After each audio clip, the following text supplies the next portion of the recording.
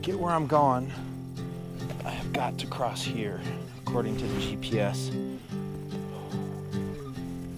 Let's see how far that falls. Oh,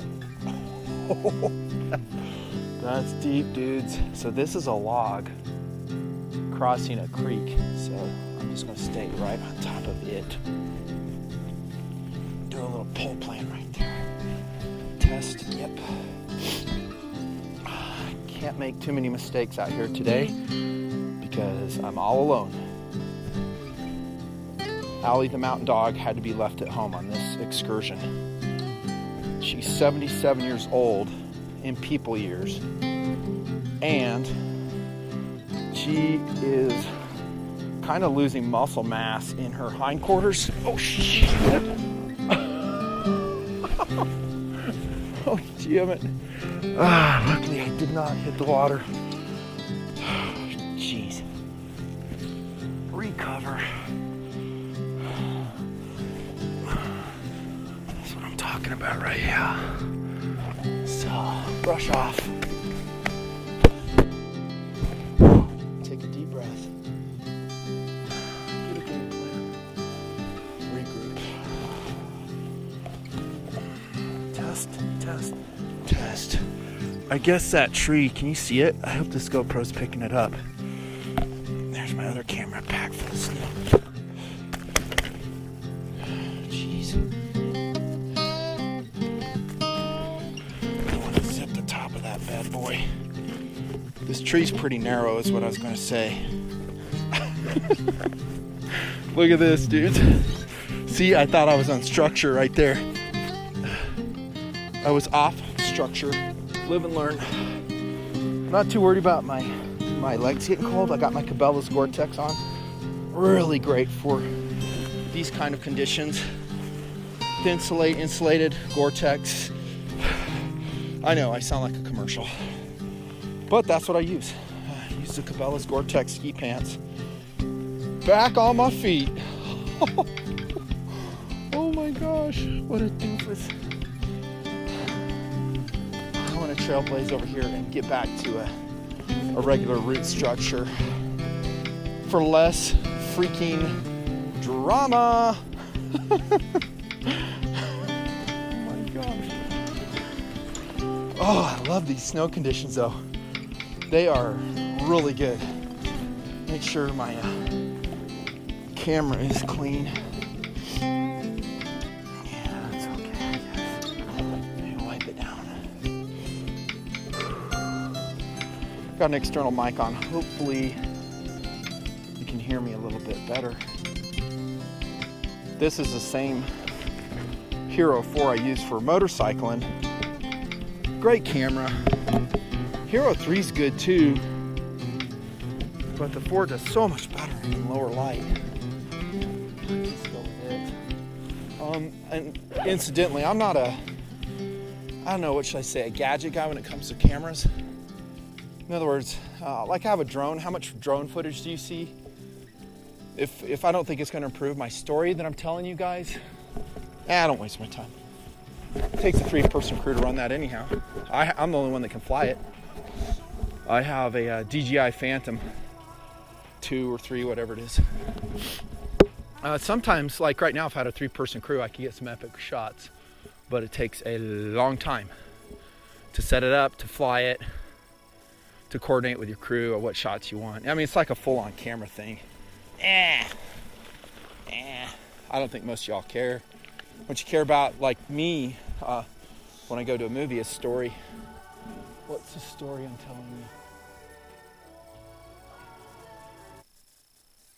you? And this story is beautiful wintertime.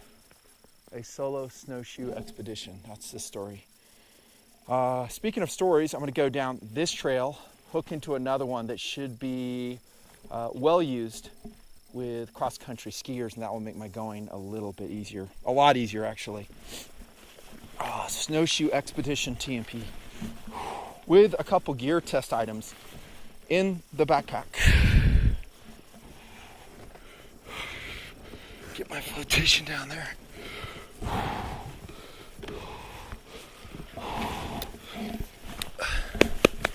Probably breathing in your guys' ears like hard. Let me try not to.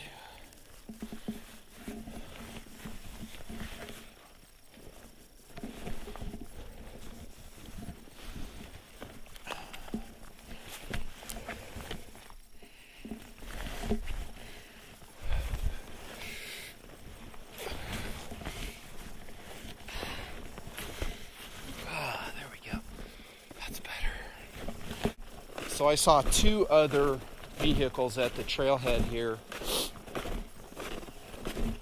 Not too many people. I really think a lot of people think doing something like this is kind of cuckoo. You know, leaving the warmth of your house, strapping on a pair of snowshoes, going out alone especially. Hey, Nutnfancy, what about Avalanche? Well, there are some areas, I'm not going to lie to you, that are in danger. I usually worry about exposed slopes, not treed areas like this. This is an established trail area, mostly that I'm in. I'll go a little bit off, but I won't venture too far from it. And that makes it a lot safer. If you're going into the backcountry, which I have done before, into virgin snow, new areas, well, it's dangerous. It can be. I always prod the snow too and check it. See how light and powdery this stuff is right here? Hopefully you guys can see it. This is low avalanche danger in my book. It's when you get that layered, granulated snow, then it dumps powder on top of it, and you get those slippery layers between it. This is consistent, beautiful powder, because it's been so cold up here. You know, it's dead of winter. It hasn't melted yet, that I know of. But I could come up here a mile more, and the condition of the snow could be totally different. I get that. See, here's a slope right here. Could an avalanche come careening down there? Yeah, it would be unlikely, but it could. And another thing that shows me this area is safer is this had a butt load of snow, and for your reference, that's a lot. And there's no crash downs coming across the trail. So it's had, I would guess, about 80 inches of snow in the last 2 months. Give or take. And so anytime you see a crash through, you're like, whoa, okay, in this area there's some gnarly conditions. But I have really no remarkable slip here. You know, you just got to balance life. I was thinking, well, I'll call such and such and get this dude to come with me, but dang, I always do things such last minute. I feel guilty for having him come out. Most of them aren't off when I'm off either. You got to get out and live, man. So I do that. Hope you guys do too. I do miss my dogness. She's pretty awesome. Oh, the second reason I was going to tell you that I can't bring her up here is there's actually no dogs allowed here. It's a watershed area. That's why.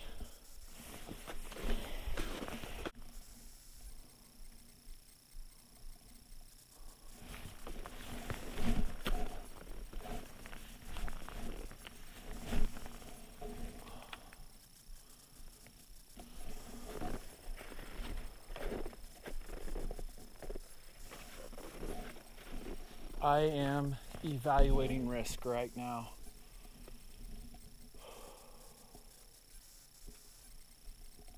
Hey, Nuttin, you're stupid for going out alone. Well, a couple things to that comment. One, I think it's stupid sitting on the couch dying of heart disease. Your probability of doing that's much higher than what I'm doing, like astronomically higher. Number two, if my companion was with me, he would probably be buried as well, couldn't dig me out even if you tried. The only way around that is if you spaced it out 100 yards and then miraculously could catch up to me, find me with the beacon, of which I do have right now. Won't make no difference though. It's too remote. No one can get to me in time. I think I'm okay. If this video is posted posthumously, then you'll know I was wrong. But as I go, I'm constantly watching what's going on, looking at the snow. See, this is really stable snow. It's a stable snow mass. And I did check the conditions thoroughly. Avalanche center. Yeah, I surmise that is a stable snow mass. And it is heavily treed, like I said. I think it'll be okay. It'll be okay. It's in my blood, man. What can I say? Gotta get out. Got to get out. I would put my cardio level right now 0 to 5 stars. You're probably hearing me huffing and puffing in the mic. 2 stars. That's about where I'm at right now. To be 5 stars, you got to be working out a lot, hiking a lot. I haven't had time to do it. Too much TNP work on the tactical side, real work on the life side. I like this trail, it's cool. By the way, I'm not the only one up here. Look at how grim this thing is. A lot of people have been coming up here. Otherwise, it'd look like this, right? Just applying common sense. Look at how deep that is, man. That's cool. I wonder if you could snow cave that. I don't think it's settled enough.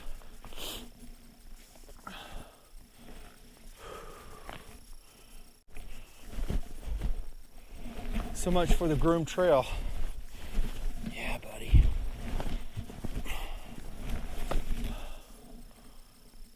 They might be tracking around that fall.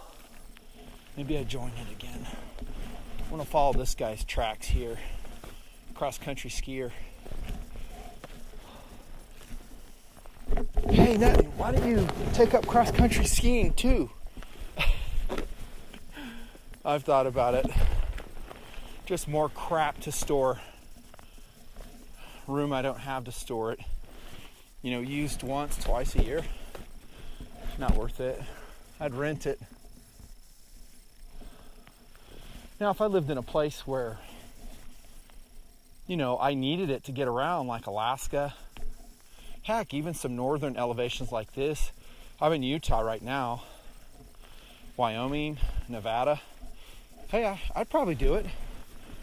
I'd be telemarking, mostly snowmobiling.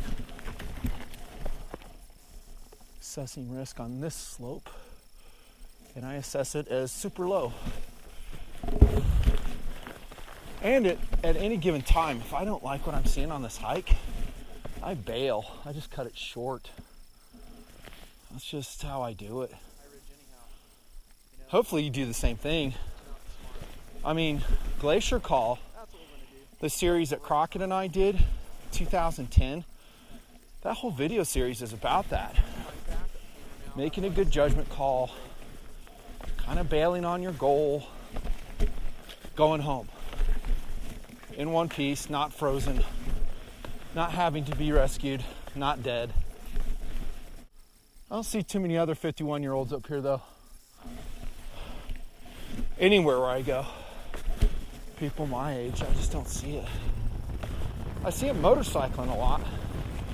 Enjoy visiting with them. Cruiser bike types. Really love the older sport biker types, of which I guess I'm one of them. Those guys are cool. I love the sport bike community. ADV riders are a mixed bag. Here I am snowshoeing, talking about motorcycling.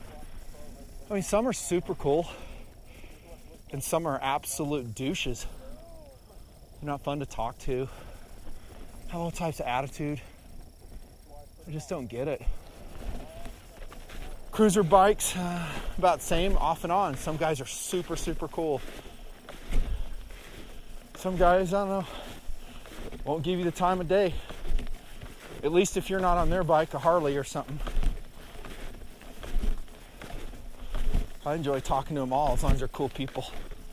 If they're not cool people, I ain't gonna waste my time. Life is too short. Hey, Nutton, where in the heck are you going? You know what? Funny you should ask, because I have no idea on where I'm at right now. I'm kidding. About 1.5 miles more, which in the snow seems like 10 miles. 10 miles. That's what it seems like. Then I'll do probably an apple cider brew, give a super short review on a camp stove, and maybe some fire stuff. Man, what a beautiful day. Beautiful day.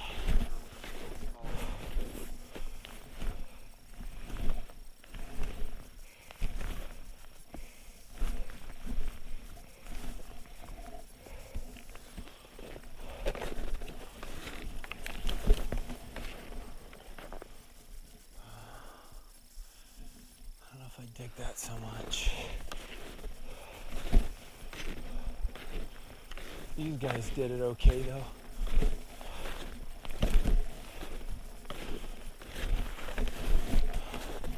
Now this area I'm in now, yeah, you need snowshoes. On that pack trail back there, I could probably get away without them. Not here, because it turns into this stuff frequently. Alright, trail, where are you going? Where are you going? Up here. Good. Get into a flatter area. I like that. Did I say flatter? Yeah, I was wrong. It keeps climbing.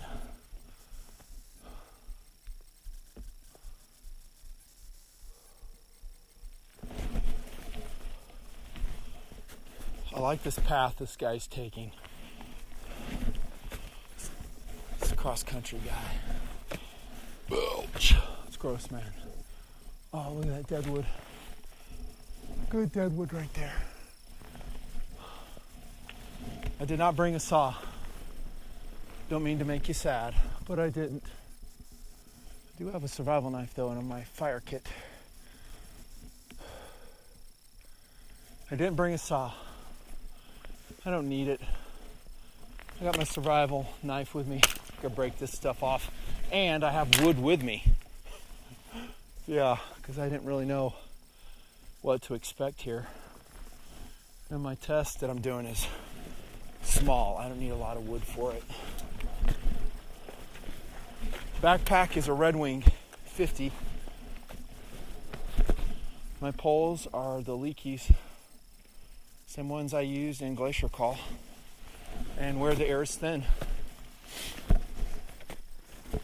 My underwear is Hanes. Kidding, I'm not wearing any.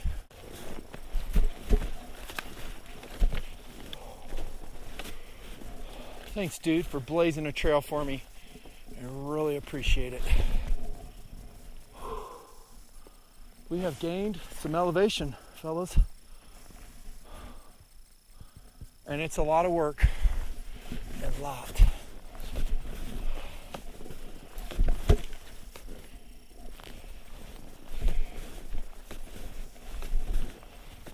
That 80 inches of snow I was talking about, we found it. I'm floating right on top of it. Look at that. That's with a basket. And I can keep going. Dude.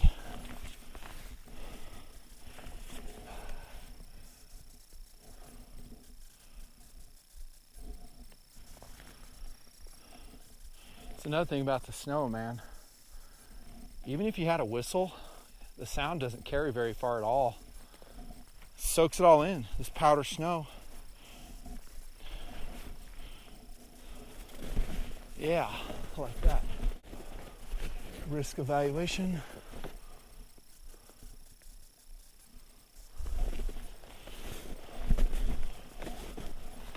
That's the thing about life too. I mean, some guys will act like you should always avoid risk at all costs. Like this. Oh dude, you shouldn't be doing that. Well, I guess I shouldn't be motorcycling. I shouldn't be racing cars on the track. I shouldn't be, tactical shooting with people I don't know that well. Lots of other risks I have to take to do the show here. All you do is just, apply good logic, experience, and common sense. Try to mitigate the risk, but you always got to accept some. Otherwise, you don't get out. Hey, I'm scared. This might happen. I hear you, kind of. But it freezes you into inaction if you're saying that. Not me. I'll look at risk, say, yep, I'm willing to take that risk. And that's just the way I live my life. It's the way my dad lived his life. My boys will probably be the same. And tens of thousands of TNPrs do it as well. And you can't eliminate all risk, guys. It's impossible. It's not a life I want to live. You're in a pink and blue padded nursery doing nothing. Are you safe? Kind of. And interestingly, that's where the world wants to take us, right? Here we go with some philosophy. I invented the term protectionist. That's their philosophy. That anything that represents risk, especially gun ownership, they want to eliminate it from life. They don't even want to give you a choice to whether you will engage in that activity or not. They're not just attacking guns, they're attacking everything. All adventure sports, four-wheelers, motorcycle riding, dirt bike riding, cars will be attacked. Hey, you're a human being. You can't drive a vehicle. You're not competent enough. We have a computer and a software program that we've proven, here comes the Google Auto Drive concept, to be better than you. Why in the world would we trust car driving to humans? That's coming. You brace yourself. In a decade, I bet you'll see a lot of automated driving on the road, and eventually, says me, I'm predicting it right here in this snowshoe video, they'll say, you know what? No more human car driving. Done. We are phasing it out as of this date. If we catch you doing it, felony. That's where the protectionists are going. I know what you're saying. Hey, but there's a lot of bad drivers. People get killed and they cut people off and do head-ons. There's stupid people on the road all the time. Be careful if you say that, because guess what? There's a lot of stupid gun owners too. You know what I'm saying? People that I wish wouldn't have guns, but they do. They do. And for me to have my right to have guns, they have to have their right. As soon as you have a board deciding whether someone is competent, mentally fit, nice enough, politically correct enough to own a gun or whatever other dangerous device, to include an automobile, then guess what? Ownership will be denied, just like concealed carry was in California all those years. You don't have a need, will say the government. Why should we trust you with that device? And thus we see our modern age, a phenomenon that grows every year in power and influence. The thing that gives me hope is the independent spirit in America is alive and well. Totally. You see it in my project. I see it in you guys, in your comments, meeting you in person, talking to you and your family, your daughters, your sons. There is probably a minority, but a big swath of people that get it. and that are raising their children accordingly, to manage risk, to be self-reliant, to be outdoorsy, to be tactical. And those, my friends, are the Americans, the patriots of society. Says me, they are. They're the ones that vote, they're politically active, and hopefully they take care of their environment as well. You guys should know at this point, I'm kind of a common sense environmentalist. I love taking care of our wild places. I don't like clear cutting, destruction of forests that are irreplaceable, but at the same time I like having them open to the public. Just like what I'm doing here. Look at how deep that snow is right there. Oh, dudes. I wonder if I'm getting ready to peak. I highly doubt it. Bet you it's a false peak. But to have a playground like this is wonderful. You know, I lived in Washington State for a while. I did like it. One thing I didn't like is there was a lot of private land. You'd go out in the woods, posted. Guys who had bought it up in the 50s, 60s. Wasn't a lot of national forest set aside. It sucks. You know, where do you go to do stuff like this? Knock on the guy's door. Hey, can I walk on your land? I'm a big fan of public lands, open, well managed, with common sense, not owned or influenced by special interest groups. That's just me. Oh, look at this area. This is cool.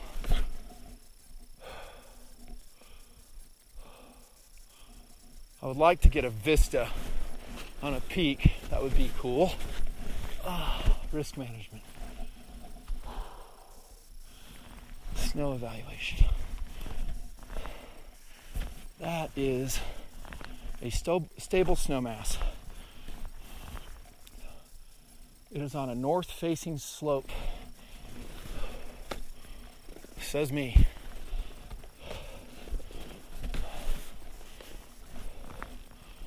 See if I can trigger a mini. See what I'm saying? How stable that is? I think we're good.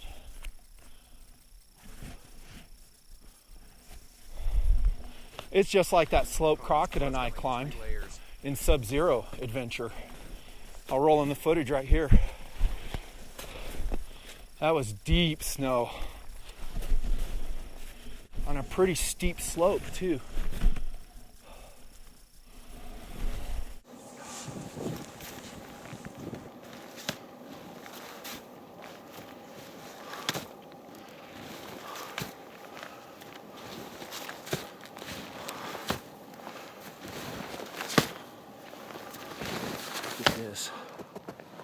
Epic.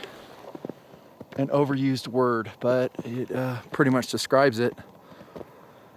That is the elevation we've done in this hike, by the way.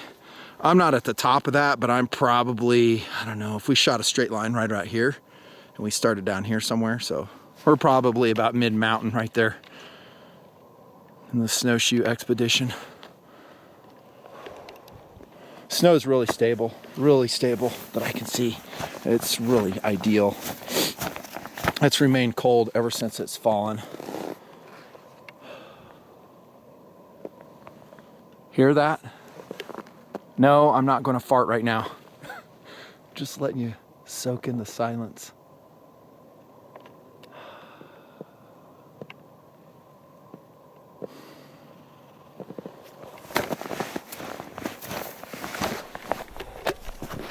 So we're going to head up this ridge right here, see what we can find. Quaking aspens right here.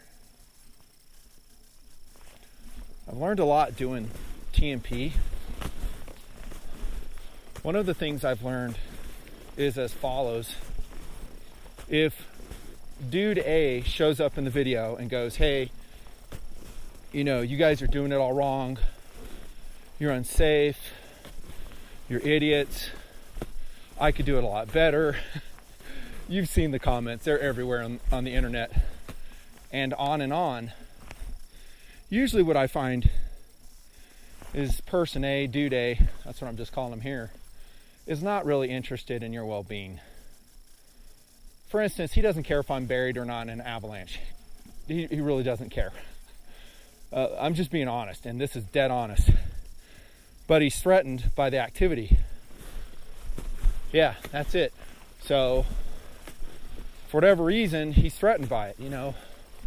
Is it too manly, too adventurous? Does he have, you know, a clone channel like TNP in YouTube? I have learned that is sometimes the case. A good point of reference would be Over the Ledge rappelling adventure that Doodle and I did with Allie the mountain dog. Great series of videos. No one watched them, but it was a good series. And actually I put Outdoor Adventures on hold after that because viewer interest was so low. I said that in a QTN episode. But Doodle and I liked it, and it was a really cool adventure. I taught him how to rappel in a remoter area.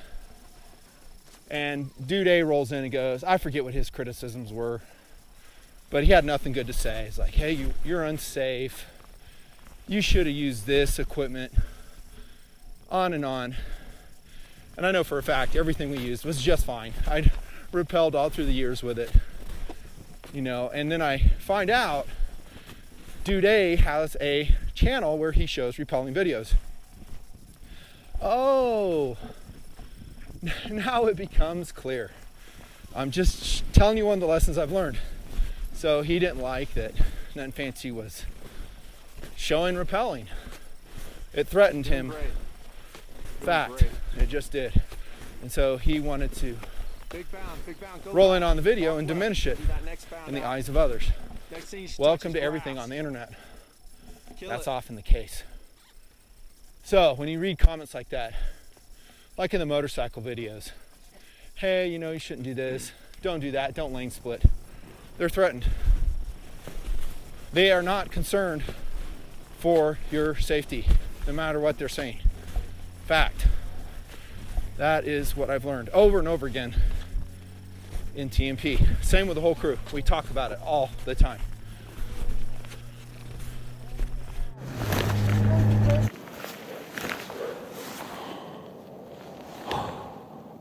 This looks like a great bivouac area. So I'm gonna build a mini fire, heat up some drink. It'll be hot spiced cider. Yeah, I'm gonna break that out into a mini video of the Crux Light stove review. And I'll probably go a little bit higher after that, just to peek up here. But I wanna start this filming while I have some daylight. Then I'll do a mini night hike up here is the plan, subject to change. And then I'll hike out. I'll show you a little bit of GoPro footage on the hike out. It will probably be dark and kind of spooky. I'm tamping out a flat place for me to bivouac. I have a snow blade with me, but not a snow shovel. I don't think I needed one. This will be good. And I already cut out a fire platform.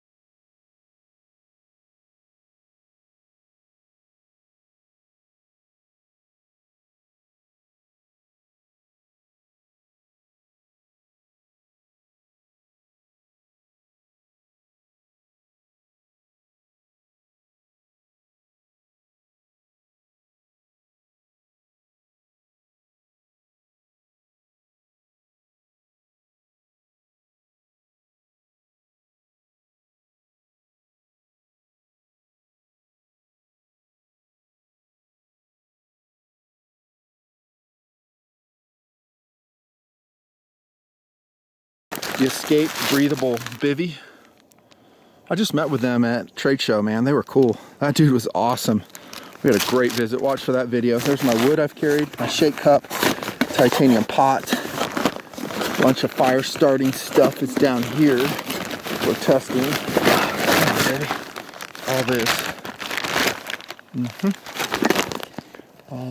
WD-40's down there. I've got, it says, oh yeah, more layering stuff. So I have my Yellow Bean wind fleece down there, Primaloft jacket, and then my knife today. What would you think? Wrong. SOG Aura. Love this knife, man. That's in a Red Hill Kydex sheath. Let's see if I can pop it open with one hand. Look at that. Rust and all.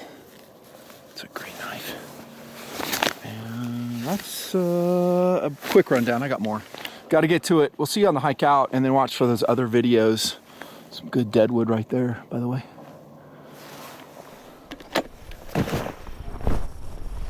So I continued up the trail about 500 yards from where I bivouacked and did those other videos and the fire. And the trail looped around, and I've re-intercepted it. So this should be my original one. It is. You can see my marks there. I doubt there's anybody else up here with Denali Classics. Probably not. Headlamp tonight is, for those who care, the S20 by Olight with an 18650 from Nightcore in it. Man, going down is so much funner. Not having as much fun as this dude. You know, Mr. Cross Country skier. But it's a lot less work, and it's fast and easy. Oh, nice. I think this dude who blazed this trail up knows, I hope you guys can hear me with the mic, the regular summertime route. That's what I'm thinking. I've never hiked this in the summertime, so I have no idea. But I'm thinking he did, and that's what he followed.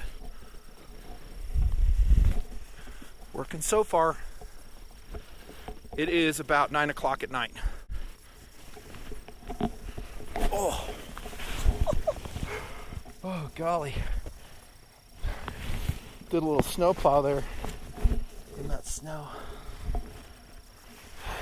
So even with snowshoes, you can dig in pretty deep. I'll just roll out of it. Got the fleece on.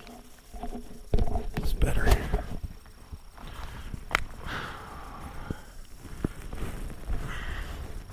Up and at 'em.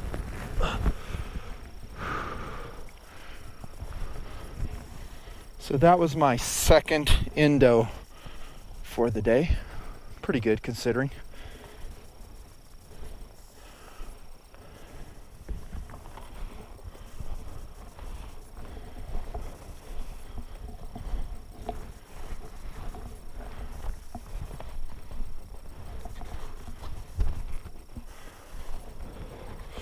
Got to be careful with my bum knee. 4 knee surgeries.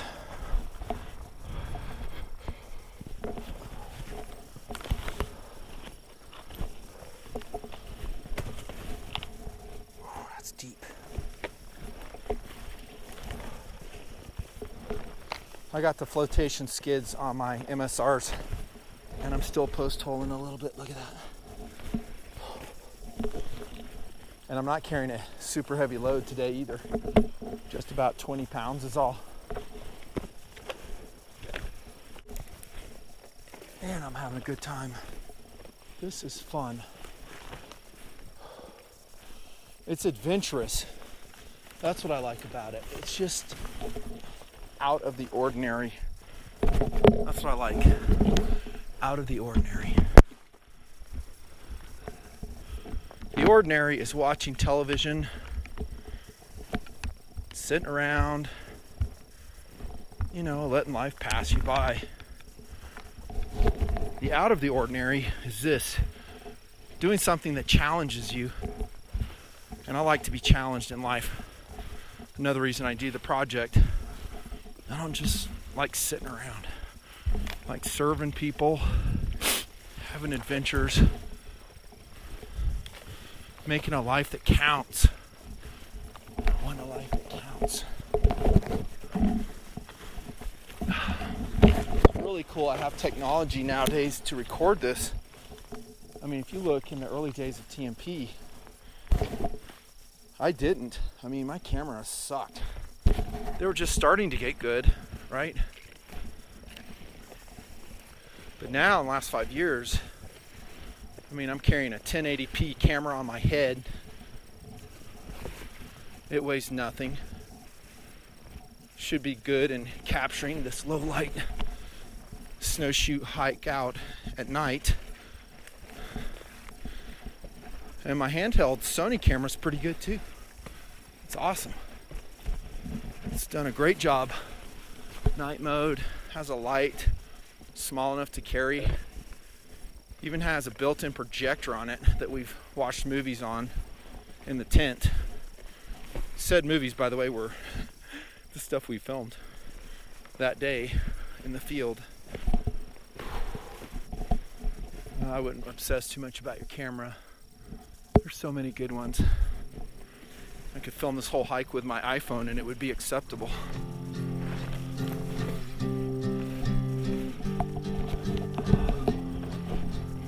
Bonsai. Back on the regular trail. Oh, this is a lot easier. I went higher up than I thought. I showed you in that panoramic camera shot how high we went. I was surprised actually. Because when you're going up, it seems like you're going so slow. Just trudging along, breathing hard, working. But if you keep at it, you'll be amazed at how much, altitude you climb. We went up there. I wouldn't say I went more than 2 miles up, probably about 2 miles in, maybe even a little bit under. But like I said, in the wintertime, it feels like a lot further. Make sure I'm on the right trail. Okay, that's not where I went, because I don't see my marks. Speaking of climbing, I bet you I'm over here. Yep, this is me. You see my snowshoe prints right here, right? So I'm just going to stay on my path. Not going to go trailblazing tonight. This is where we kind of skirted that one big fall across the trail, I think. So I'm going to sign off, guys. This has been a snowshoe solo expedition in the Nutnfancy project. Thanks for watching. Thanks for coming along. We'll see if this gets interest from the audience. People actually watch it. I'll post more. I do some and I never post them. But it's really up to the audience. So get out and live. I'm grateful to have TNP. Grateful to have you guys. See you later.